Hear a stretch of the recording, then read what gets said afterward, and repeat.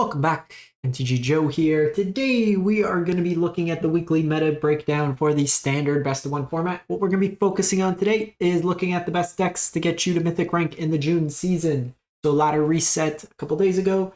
People are doing their grind up to Mythic, and we're going to take a look at the decks that are the highest win rates thus far from Untapped GG.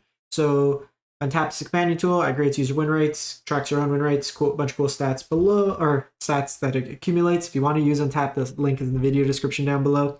I'll paste and timestamp all these deck lists as well, as always, so you can kind of pull from there.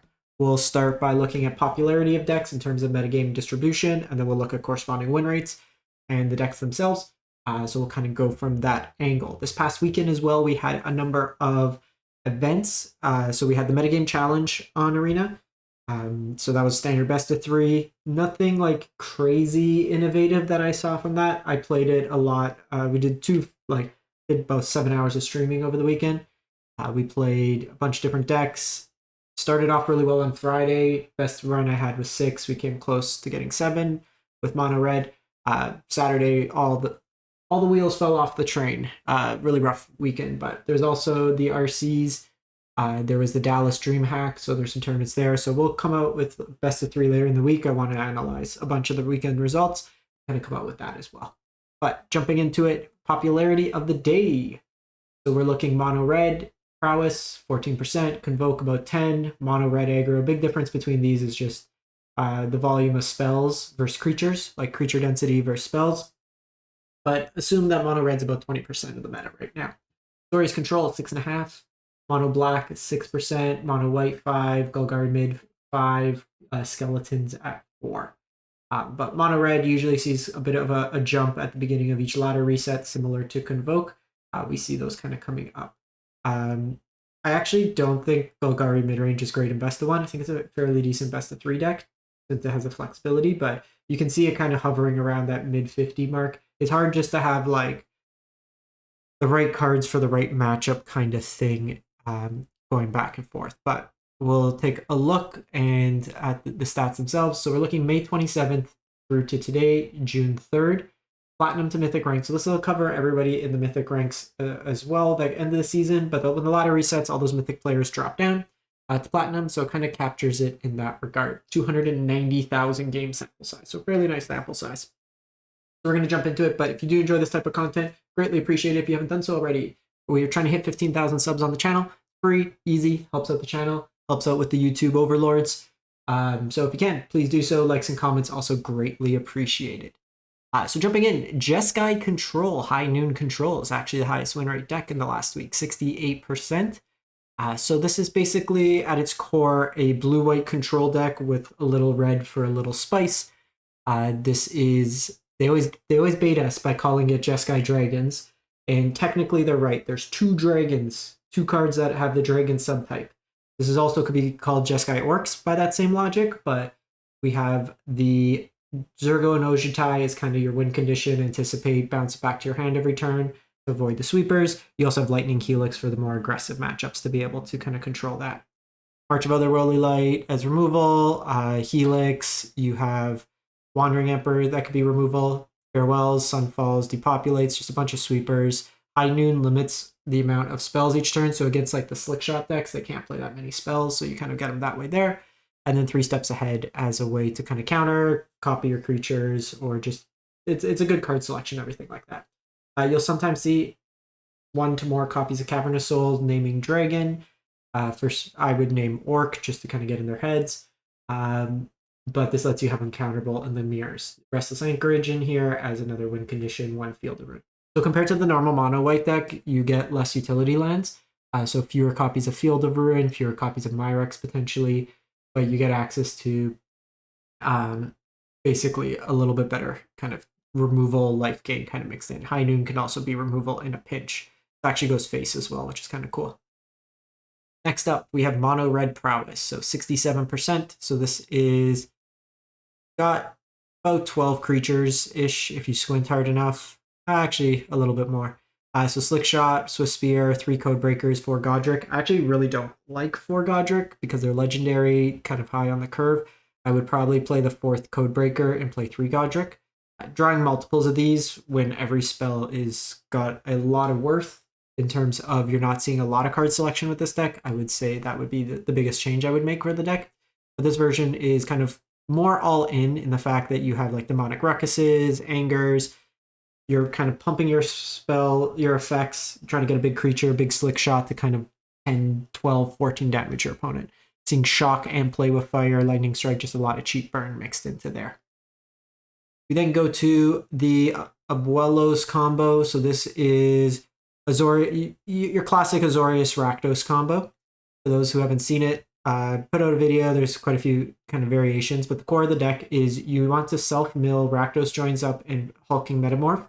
With Abuelas, you return the Rakdos joins up. It enters as a 1/1 creature, in addition to its other subtypes. You reanimate the Hulking Metamorph. The Metamorph targets Rakdos joins up at Legend rules. You have the Metamorph die. The trigger from the Metamorph goes on the stack. You reanimate the Metamorph. You loop. Each time it dies, you deal 7 damage to your opponent. Or 8 damage. Yeah, I think 8 damage. But you basically just keep dealing damage as infinite damage. They can respond by killing the Rakdos joins up in response to the trigger. But even then, you just get some free big bodies, some damage. You could copy things like Picklock Prankster, Philagi, you have Faithful Mending for life gain, Otherworldly Gaze, Founding in this version, Sunset Revelry. So this one's a little bit more all in the combo. I've played versions as well with like Jace, a little bit more like with 3 steps ahead perhaps. You can play it in a way that's more controlling, play it in just the more dedicated combo shells as well. Then have a presence of the pirates in this economy, 64%. Izzet Pirates. So we have kind of going through, Tomb Raider is a 2/2 haste if you have an artifact. A lot of these bring in treasures or maps or stuff like that. Things like Spyglass Siren. Voltage Surge is a scalable removal spell. Dire Flare just as a cheap equipment to make your flyers a bit bigger, similar with the Eater Virtues. Captain Storm, whenever an artifact enters the battlefield under your control, you put a 1/1 counter on target pirate you control. So you get some bigger. Malcolm, whenever you cast a second spell, you investigate. Crewmate finds you more copies of pirates. You have Schooner in here. Breaches provides card advantage. Just a bunch of utility. Gets down blockers. Kite Sail as removal. You got a couple Roaming Thrones on the top end. Double the triggers. And then Zephyr Sentinel, just free convoke kind of card that gives all the creatures that convoked it a flying counter. Cavern of Souls in here. Restless Spire mixed in. Then go to Boros Convokees. So this is really just linear aggro to the max. So a bunch of cheap creatures. Ideally something that creates an artifact on turn 1. Novice Inspector, Voldaren Epicure, or even Yodian in a pinch. You Gleeful Demolition it on 2. Ideally then Knight Errant of Eos draws you more cards. Then once you kind of make a really wide board, case of Gateway Express is removal as well as an Anthem. Yodian gives a bunch of creatures haste and power boost. Evangelist is the battle cry for power boost, and War Leaders either pings or gives all your creatures a boost as well. So the one thing here, this mana base is pretty bad. You should be playing Inspiring Vantage as well in this mana base. So just play the Inspiring Vantage, trim on that there. Mono white humans. So similar kind of idea. This one here, you're leveraging things like Lunarch Veteran, gets you some life gain. You have a bunch of humans that get boosts from like Coppercoat Vanguard, Warden ideas. You still have the Knight Errant, so you're not going as wide, but you're going a little bit taller. Things like Adeline is very strong, Brutal Cathar is removal, Werefox can be removal here as well, Anthem effects as well, Intrepid Adversary. Spellbook Vendor can put counters or roll tokens on your creatures as well. And then Recruitment Officer as some card advantage. This version is playing a couple Myrex, a couple Gonjo as utility lines in the mana base. Got Bant Toxic. This deck really frustrated me during Metagame Challenge. It's effective, but I lost more games to my stupid mana base than anything, which is just kind of frustrating. You're playing a lot of these utility lines, but then you're trying to have like blue spells. This version here, you have things like Aspirant's Ascent that can be used kind of as protection, extra evasion with the flying, and toxic stacks. Crawling Chorus, just 2 bodies in 1. If it dies, Fading Hope for tempo, March of Swirling Mist for tempo. All these play very well with Venerated Rot Priest, Scrub's Hive for tokens, Jawbone as double strike, Bind the Ending as counter, Sarum Snare, Bounce, as well as Proliferate style effect. And go to mono black aggro. So this one here is at 59%. One thing I will say, 23 lands is probably too few for this. We should be looking probably 24 to 25. Just looking at the curve, you're going up to Oculizats and Shieldred with a number of 3-drops. I would probably trim like an Edict and a Life Petishiro, and then play 2 lands. Just play 2 Myrex, I would say, and then you're probably good there. But just big, good black cards. Oculizat, Shieldred, Trespasser for life gain, Schisms of Wall against mono red. Your Tenacious Underdog could keep coming back. Card that's kind of fallen off recently. You have Deep Cavern Bat for disruption, a whole bunch of removals. Life gain, Duress can also eat away at your opponent's hand. Then go to Temur Control, Temur Analyst. This is a ramp deck, so you're using these Kamigawa fetch lands, Evolving Wild style, enter the battlefield, sacks themselves, goes find you a land.